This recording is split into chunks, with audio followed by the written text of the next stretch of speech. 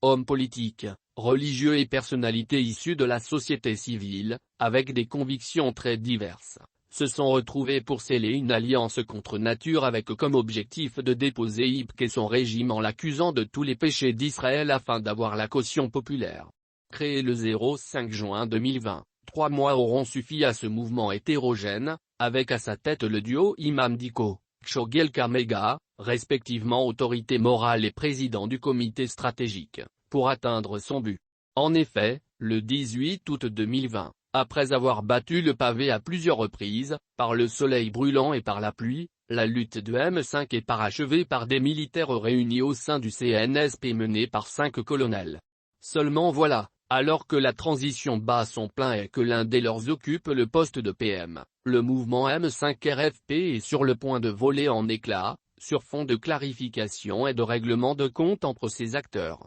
Tout est parti de la dernière aventure de l'imam Dicko, qui a tiré profit de sa récente cérémonie de lecture du Coran et de bénédiction pour le Mali, le 27 novembre dernier, pour apporter des éclairages sur le choix du Premier ministre de la transition, en admettant avoir proposé Mokhtar Ouane aux militaires au détriment des 14 CV envoyés par le directoire de M5 avait envoyés aux militaires. Il aura suffi de quelques jours pour que Metal, un autre cadre du mouvement, s'adonne à son tour à un recadrage des propos de l'imam Dicko qu'il juge contraires à la vérité. Depuis sa page Facebook, le président du CNI soutient avoir rencontré Mohamed Dicko pour évoquer le cas spécifique du ministère des Affaires religieuses et du culte aux fins d'examiner un éventuel élargissement de son champ de compétences. C'est cet entretien, selon les explications de Metal, qui va tourner en proposition de l'imam de le porter à la tête du gouvernement de la transition à cause de son profil et de moult autres qualités dont il a été crédité par son interlocuteur. Expérience, connaissance du Mali, légitimité, désintéressement, la probité, et ce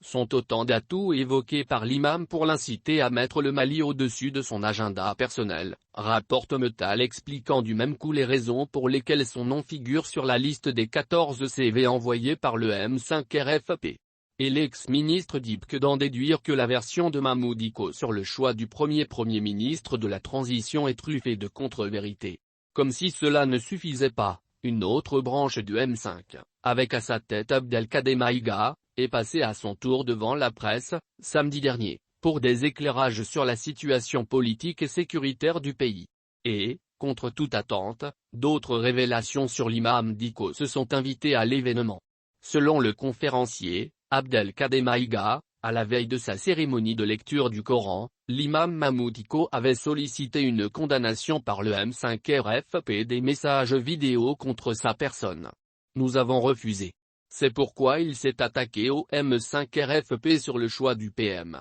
a-t-il indiqué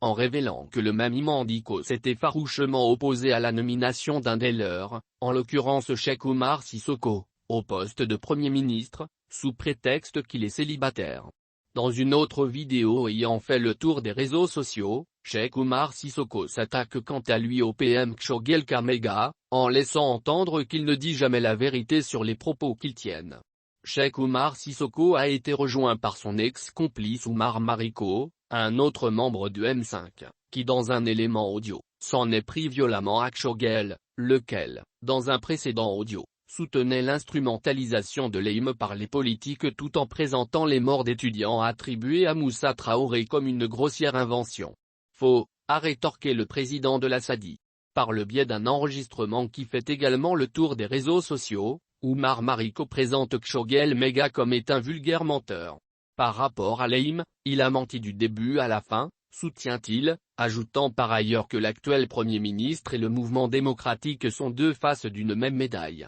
Ainsi, si le M5 a survécu, après l'annonce ironique de sa mort par Kaou Jim, au lendemain des concertations nationales, tous les ingrédients sont désormais réunis pour le chant du cygne.